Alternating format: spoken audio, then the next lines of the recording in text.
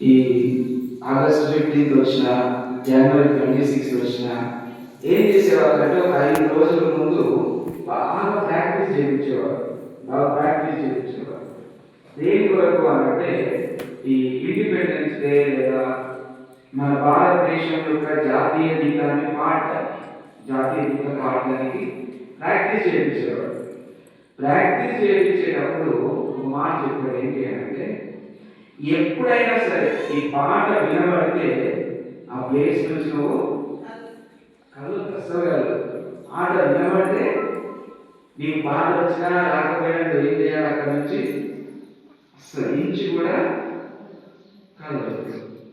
ఇప్పుడు independence day రోజు జాతీయ గీతం ఎంత ప్రాముఖ్యమో సంఘానికి ప్రార్థన ఇంపార్టెన్సా కాదా? అప్పుడు ప్రార్థన వినబడ్డప్పుడు మన పరిస్థితి ఏంటి? సరే, ఇది స్కూల్ డేస్ కి సంబంధించింది. తర్వాత స్కూల్ డేస్ అయిపోయిన తర్వాత బైబిల్ కాలేజ్కి వచ్చాను నేను. బైబిల్ కాలేజ్లో కూడా ఎలా ఉండేది అంటే మంచిగా వరుసగా చేయకుండా వచ్చేది. వరుసగా ఇటు స్త్రీలు, పురుషులు, వెనకాల టీచర్లు, ఆ వెనకాల సంఘం యొక్క కుటుంబాలు అందరూ లైట్ గా కూర్చునే రోజు 10 గంటలకు ప్రార్థన ప్రారంభమవుతుంది. 10 గంటలకు ప్రార్థన అంటే ఇక బైబిల్ కాలేజీలో కనుక ఒక 200-300 మంది ఉంటాం. 200-300 మందికి ఎన్ని వాష్రూమ్స్ ఉంటాయంటే తిరిగి కొడితే 30 కూడా ఉంటాయి. ఈ వాష్రూమ్స్ లో స్నానాలు చేసుకొని పనులు ముగించుకొని టిఫిన్ చేసి వచ్చి ఎక్కడ కూర్చోవాలంటే 10 గంటలకల్లా ఎక్కడ ఉండాలి? చర్చలో ఉండాలి. ఆదివారం చెప్తున్నారు బైబిల్ కాలేజ్లో. ఆదివారం 10 గంటలకల్లా వచ్చి కూర్చోన్నామంటే 1 గంట అయ్యేదాకా కుర్చీ మీద నుంచి లేదు. ఎంత ఎమర్జెన్సీ వర్క్ ఉన్నా లేదు. ఒకవేళ నువ్వు లేసావనుకో నీ చేతికి నీ పెన్నుకి ప్రిపేర్ అయిపోవాలి. ఏంటి అంటే 119వ కీర్తన ఒక 10 సార్లు 20 సార్లు రాయాలి. 119వ కీర్తన ఎన్ని వచనాలంటే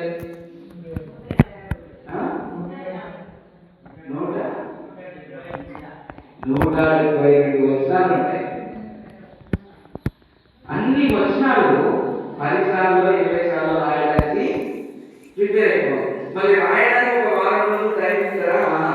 తెల్లారి పొద్దున్నే రాసి చూపెట్టాలి. చూపెట్టకపోతే పాలు పట్టుకొని బయట గడ్డి చెక్కడానికి రెడీ అయిపోవాలి. పాలు పట్టుకొని బయట ఎంత ఏదో కొంచెం అంత ఇంత కాదు. ఎంత అంటే అక్కడ ఎంత గడ్డి ఉంటే అంత గడ్డి కంప్లీట్ చేసేది ఒకటి. మరి దానికైనా 2 రోజులు టైం ఇస్తారా? ఒక్క పూట నువ్వు చెబుతూనే ఉంటావు. అంటే నేను ఎందుకు చెప్తున్నానంటే ఈ విషయాలు, మందిరంలో ఒక భయం అనేది ఉంటే అట్లనే ఉంటాం. ఒక భయం లేకపోతే అట్లా ఉంటుంది. నేను ఎందుకు చెప్తున్నానంటే ఏదో పాస్టర్గా నాకు భయపడండి, సంఘబద్ధకు భయపడండి, తోటి విశ్వాసాలకు భయపడండి, ఇది కాదని చెప్పేది. మనందరం ఇక్కడ ఉండడానికి కారణమైన దేవుడికి భయపడాలి. మనం దేవుని మందిరంలో కూర్చున్నాము అంటే పాస్టర్ ముందు కూర్చున్నట్టు కాదు. ఎవరి ముందు కూర్చున్నట్టు అంటే దేవుని ముందు కూర్చున్నట్టు. దేవుని మందిరంలో మనం కూర్చుంటున్నాము అనేది మనం అర్థం చేసుకోవాలి. ఇంకొక ఉదాహరణ చెప్పి నేను వాక్యంలో వెళ్తాను. ఇశ్రాయేలీయులు వారు కూడా ఏం చేశారంటే దేవుని మందిరాన్ని కట్టుకున్నారు. ఏం చేశారు? దేవుని మందిరాన్ని పెద్దగా కాకపోయినా చిన్నగా కట్టుకున్నారు. గుడారాలతోటి క్లాతులతోటి కట్టుకున్నారు. కట్టుకొని ఏం చేశారంటే మందిరాన్ని 3 భాగాలు చేశారు. ఎన్ని భాగాలు? 3 భాగాలు. ఒకటి ఆవరణము. ఏంటది? ఆవరణం. ఈ ఆవరణంలో ఎవరైనా రావచ్చు, ఎవరైనా పోవచ్చు, ఏమైనా చేయవచ్చు. రెండవది పరిశుద్ధ స్థలం. ఈ పరిశుద్ధ స్థలంలోకి వచ్చే వాళ్ళు చాలా జాగ్రత్తగా రావాలి. ఎవరు వస్తారు అంటే ఇశ్రాయేలీయులలో ఎన్నిక చేయబడిన వారు వస్తారు. అదే మందిరంలో పని చేయడానికి ఎన్నికైన వారు వస్తారు పరిశుద్ధ స్థలంలోకి. అదే స్థలంలో ఏదైనా పండిన వారు వస్తారు. అది కూడా చాలా జాగ్రత్తగా ఉన్నవారు. తర్వాత మూడవ భాగం ఏంటి అంటే అతి పరిశుద్ధ స్థలం. ఈ అతి పరిశుద్ధ స్థలం విషయంలోనే చాలా విషయాలు మనం అర్థం చేసుకోవాలి. ఎందుకంటే ఈ అతి పరిశుద్ధ స్థలము మనం జాగ్రత్తగా ఆలోచన చేస్తే ఇశ్రాయేలీయులతో మాట్లాడడానికి వారి కొరకు ఒక మందిరాన్ని, ఆ అతి పరిశుద్ధ స్థలంలో దేవుడు ఆకాశం నుండి దిగి ఇదిగో మోషేతో మాట్లాడాడు, అహరోనుతో మాట్లాడాడు, మిరియాముతో మాట్లాడాడు. ఈ అతి పరిశుద్ధ స్థలంలో యాజకులు మాత్రమే రావాలి. ఈ రోజు వరకు కూడా మనం అంటున్నాం అతి పరిశుద్ధ స్థలానికి ఎవరు ఎక్కడానికి వీల్లేదు. ఎందుకంటే ఈ అతి పరిశుద్ధ స్థలం కేవలం పాస్టర్గా ఎవరిది? దేవునిది. అది మనం జ్ఞాపకం చేసుకోవాలి. ఇప్పుడు దేవుని స్థలం ముందు మనం ఉన్నప్పుడు మనం ఎలా ఉండాలి? ఒకవేళ సడన్ గా దేవుడు నా స్థలం కదా నేను వెళ్తాను అక్కడికి అని అంటే మన పరిస్థితిలో ఇంకా అర్థమవడానికి చెప్తున్నాను. యేసు ప్రభువు చెప్పాడు, ఎక్కడ ఇద్దరు ముగ్గురు నా నామంలో కూడి ఉంటారో వాళ్ళ మధ్యలో నేను ఉంటాను. ఇక్కడ ఇద్దరు ముగ్గురు, ఇప్పుడు ఇద్దరు కంటే ముగ్గురు కంటే ఎక్కువగా కూడుకొని దేవుడి గురించి ఆలోచించే మన మధ్యలో ఉంటాడా? ఉంటాడు. మరి ఉన్నప్పుడు మన పరిస్థితి ఏంటి? ఎంత డిసిప్లిన్ మనకు ఉండాలి, ఎంత భయం మనకు ఉండాలి? ఎవరిని బట్టి? దేవుని బట్టి. దేవుని బట్టి. ఎవరిని బట్టి? దేవుని బట్టి. దేవుని బట్టి. ఒక సందర్భం నా జీవితంలో జరిగినటువంటి సందర్భం. ఒక సంఘానికి ఒకరోజు వాక్యం చెప్పడానికి వెళ్ళాను. శనివారం రోజు వెళ్ళాను. శనివారం నైట్ అక్కడ ఉంది, ఆదివారం వాక్యం చెప్పి ఆదివారం మధ్యాహ్నం బయలుదేరారు.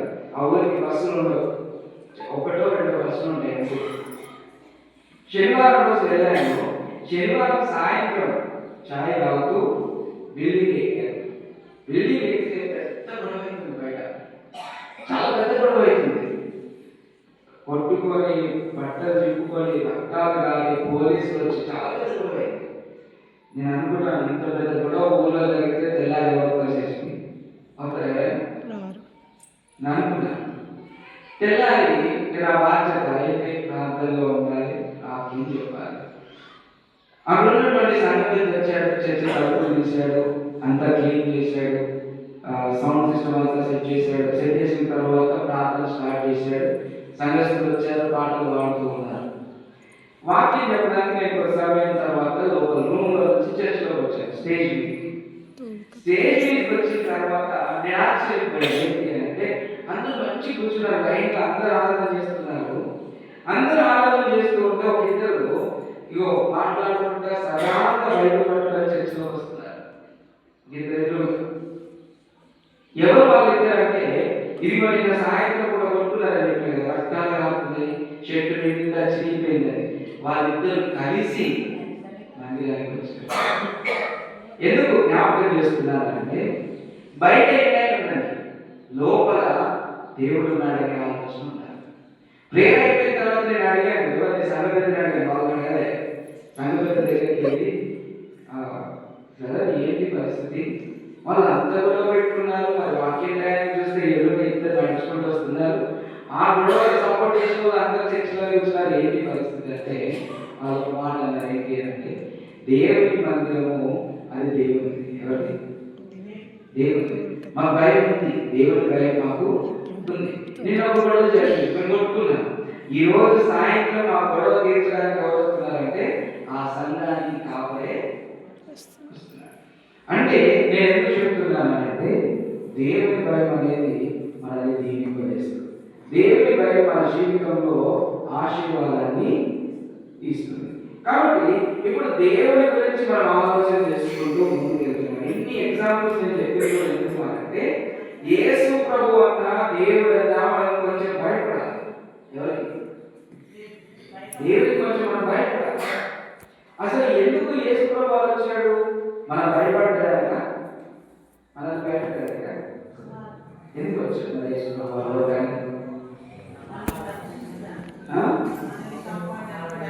మన పాపాలను రక్షించడానికి.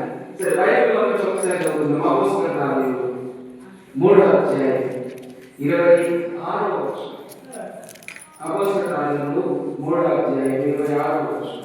దయచేసి బైబిల్ తెరవాలి, తెరిచి చదువుతూ ఉంటే నాకు ఇంకా చెప్పాలనిపిస్తుంది. అపోస్తలుల కార్యములు 3వ అధ్యాయము 26వ వచనం. దేవుడు తన సేవకుని పుట్టించి మీలో ప్రతి వారిని వారి దుష్టత్వం నుండి మళ్లించవలన మిమ్మును ఆశీర్వదించుటకు ఆయనను మొదట మీ వద్దకు పంపెను. నిజంగా క్రిస్మస్ మనం సెలబ్రేట్ చేసుకునే రోజుల్లో మనం ఉన్నాం. సెమీ క్రిస్మస్ జరిగే రోజుల్లో ఉన్నాం. ఈ సెమీ క్రిస్మస్ అన్న క్రిస్మస్ అన్న ఒకటే అర్థానికి యేసు ప్రభువారు పుట్టాడు, లోకానికి వచ్చాడు. అసలు ఆయన ఎందుకు వచ్చాడు? అది మనం ఆలోచన చేయాలి. ఎందుకు వచ్చాడు అంటే, దేవుడు తన సేవకుని పుట్టించి మీలో ప్రతి వారిని వారి దుష్టత్వం నుండి మళ్లించుటకు. దేనికి దుష్టత్వం? బాప్తిజం తీసుకోక ముందు ఉన్న జీవితము, బాప్తిజం తీసుకున్న తర్వాత ఉన్న జీవితం చేంజ్ అవ్వాలా వద్దా? మార్పు చెందాలా వద్దా? మార్పు చెందాలి. ఎందుకు అంటే అసలు యేసు ప్రభువారు వచ్చిందే మార్పు కోసం. దేనికోసం? మార్పు కోసం. ఇప్పుడు మన జీవితంలో బాప్తిజానికి ముందున్న జీవితమే బాప్తిజం తర్వాత కూడా ఉందనుకోండి. మార్పు కోసం వచ్చిన యేసు ప్రభువారికి మనం ఎంత రెస్పెక్ట్ ఇచ్చినట్టు, ఎంత గౌరవం ఆయనకి ఇచ్చినట్టు, ఎంత భయం మనం ఆయన పట్ల కలిగినట్టు ఆలోచన తీసుకోవాలి. ఇంకొక మాట అంటున్నాడు, మనల్ని మార్చుట వలన ఆశీర్వదించుటకు ఆయన మొదట మన దగ్గరికి, మనం మారితే మనల్ని దీవించడానికి యేసు ప్రభువారు మన దగ్గరికి వచ్చాడు. మారకుండా దీవెన కావాలంటే దీవెన చేయడానికి, మార్పు తర్వాత దీవెన తీసుకురావడానికి ఆయన వచ్చాడు. ఈ మార్పు చాలా ప్రాముఖ్యమైనది. ఎందుకంటే మార్పు చెందితే అనేక సమస్యలు ఎదుర్కోవాలి.